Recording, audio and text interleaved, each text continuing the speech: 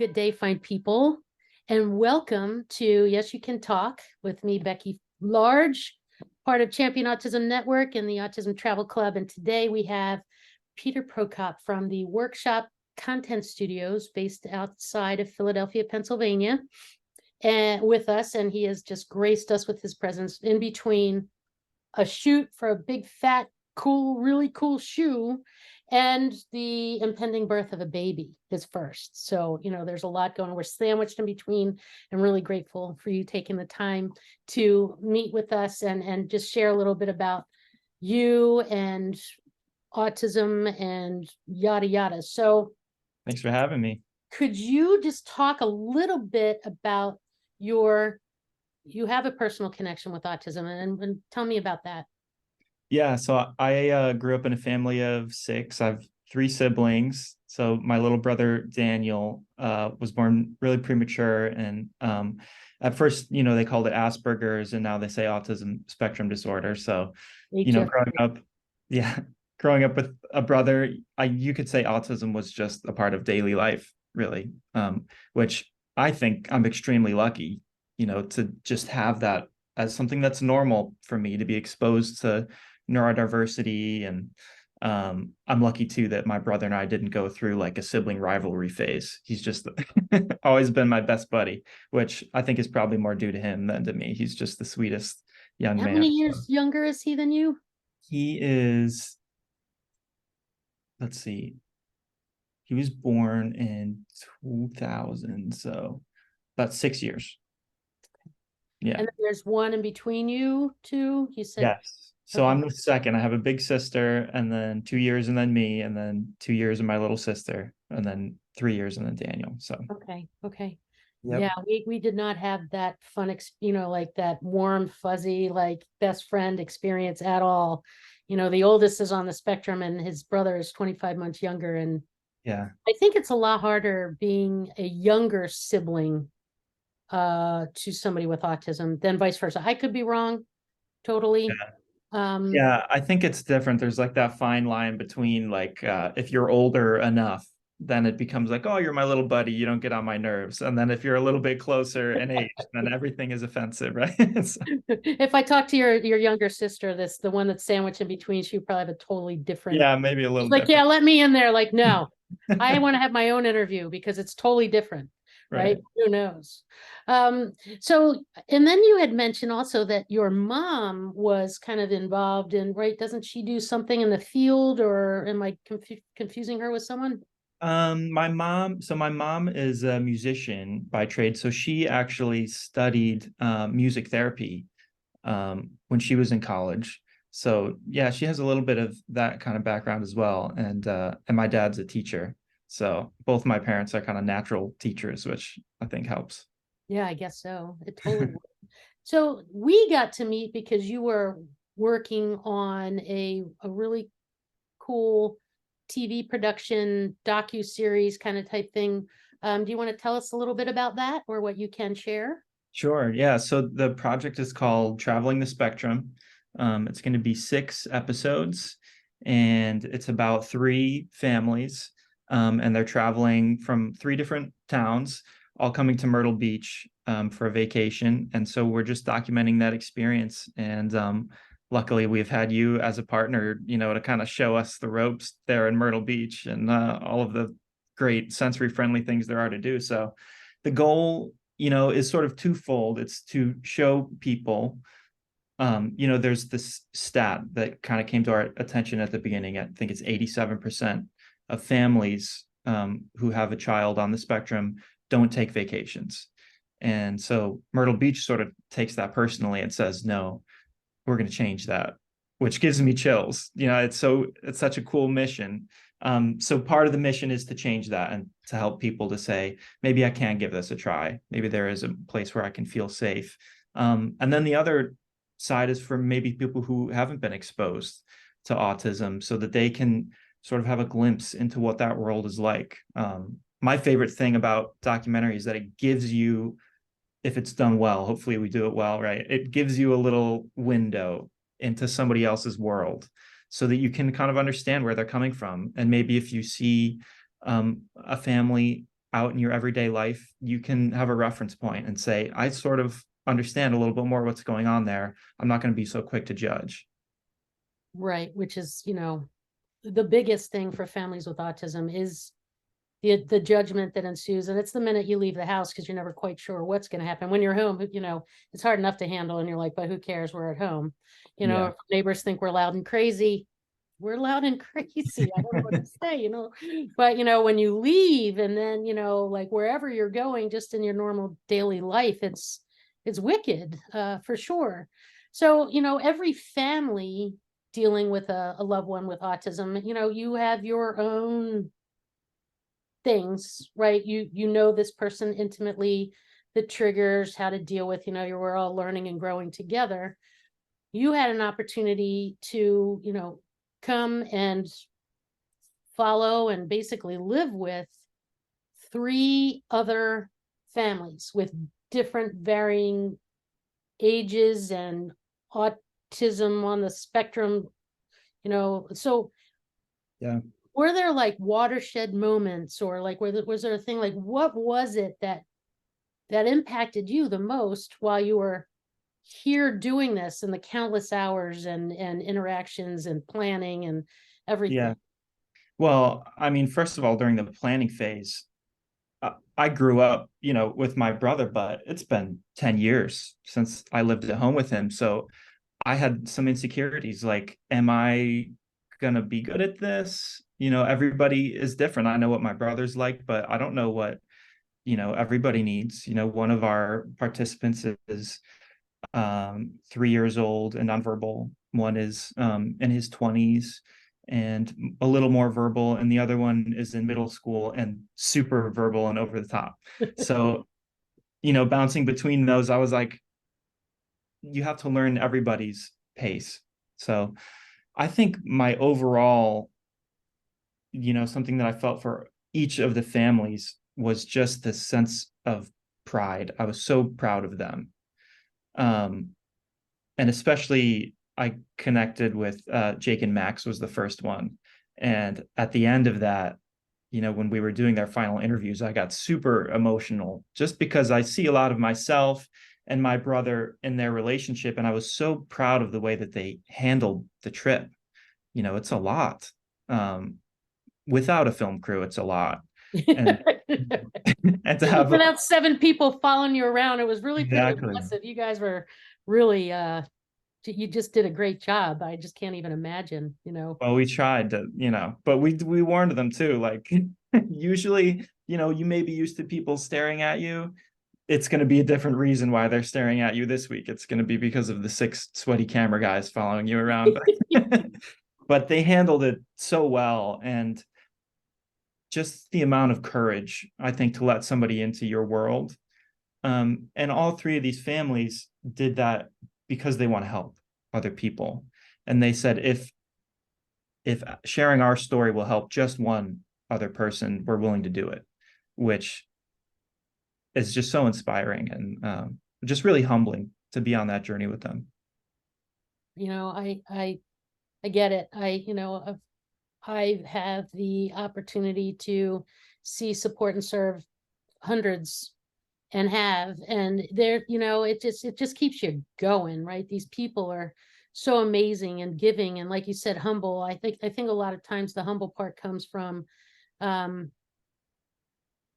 always wanting to fly under the radar and not make any kind of splash of any kind, right? We're just pathetically grateful for whatever, a smile, or a kind wave, like, and God forbid, somebody actually support us, and on a vacation, or, some other thing, and to spread the word.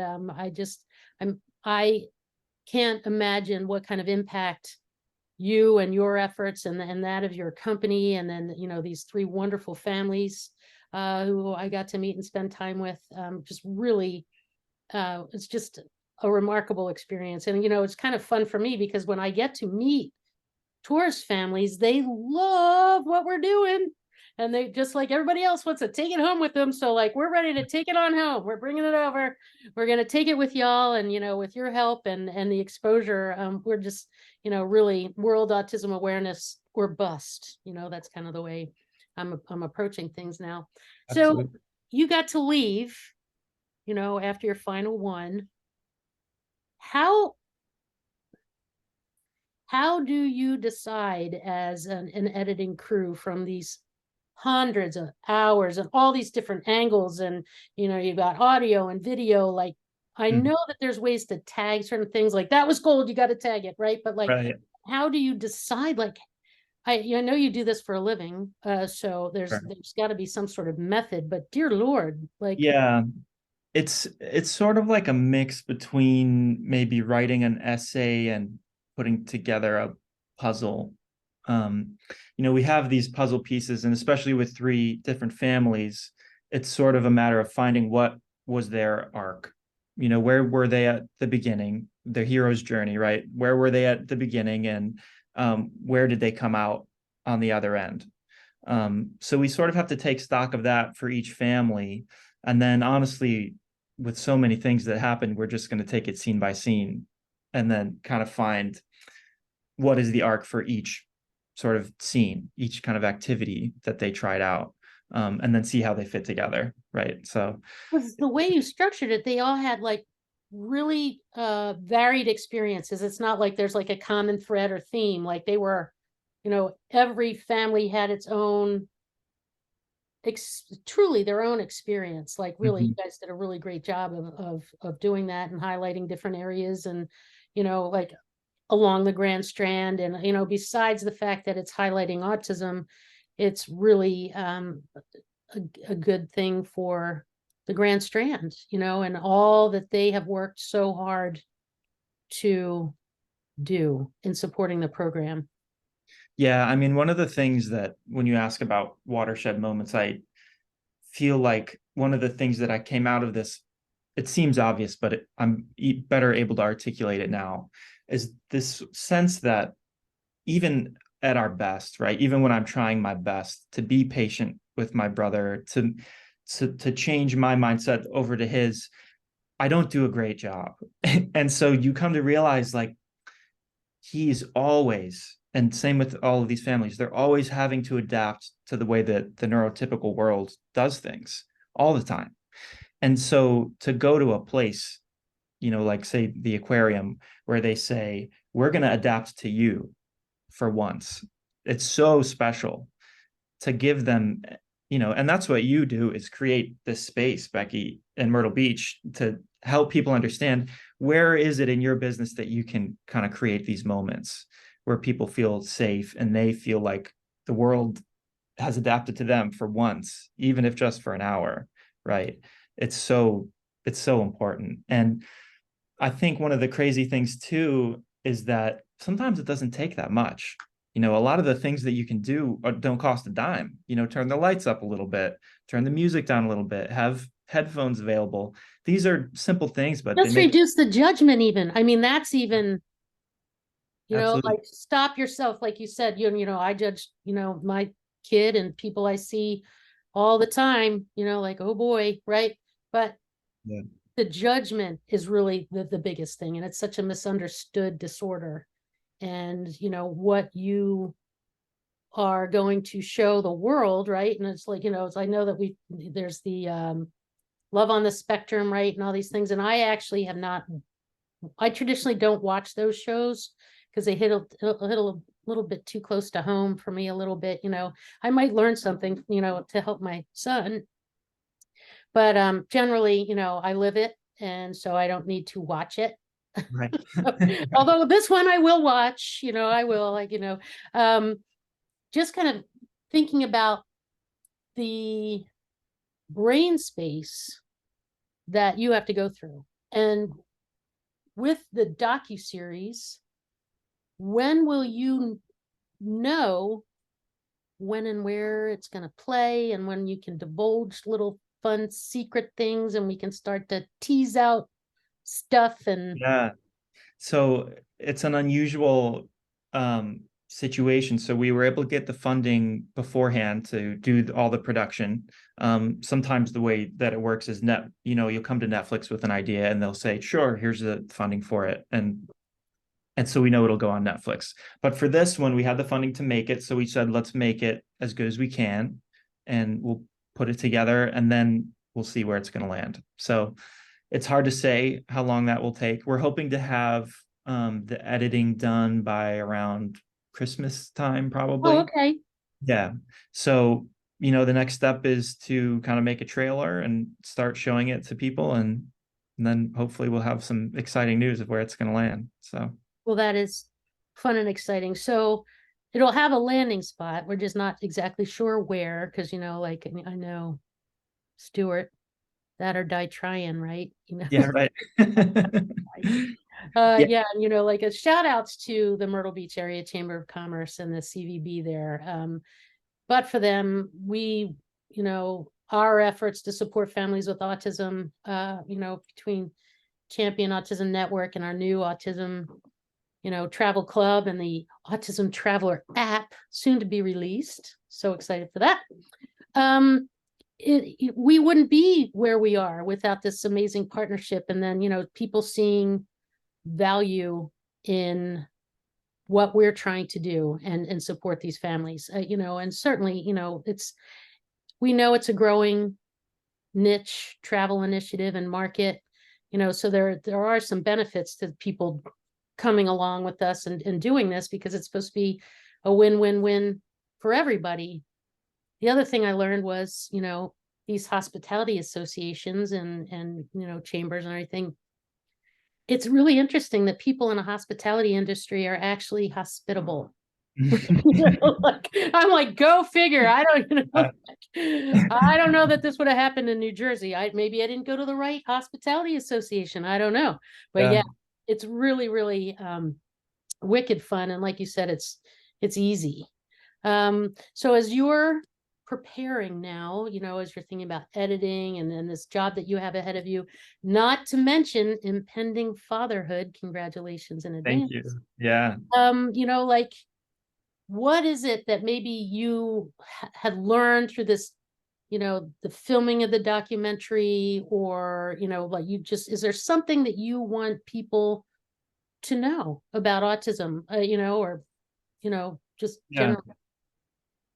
Well, I think my journey kind of coming through this was the reminder that whatever it is that you can do, that's what you've got to do. I don't know if you ever had this feeling, when you're starting this amazing Champion Autism Network, of like, maybe I'm not the right person to do this. Imposter syndrome every single day. Yeah. And that's okay. Um, because I think sometimes that can motivate you to do the very best that you can, or it can motivate you to find the right help. But the important thing is that you get over it and just continue on to do the very best that you can, whatever that is. Maybe it's just waving to somebody, like you said, right? That can be a big thing in somebody's day, or taking a second to talk to somebody who you usually wouldn't talk to. Um, or maybe it's starting the Champion Autism Network or getting involved with them and helping them out. Let's do it. All of these things are really Yeah. important, and it helps ultimately to make the world a more welcoming place for everybody. So, Well, yeah, yeah, and I always say something's always better than nothing. So we'll yeah, take it and we'll run with it. And Peter, thank you so much for your time. It was wonderful to visit with you.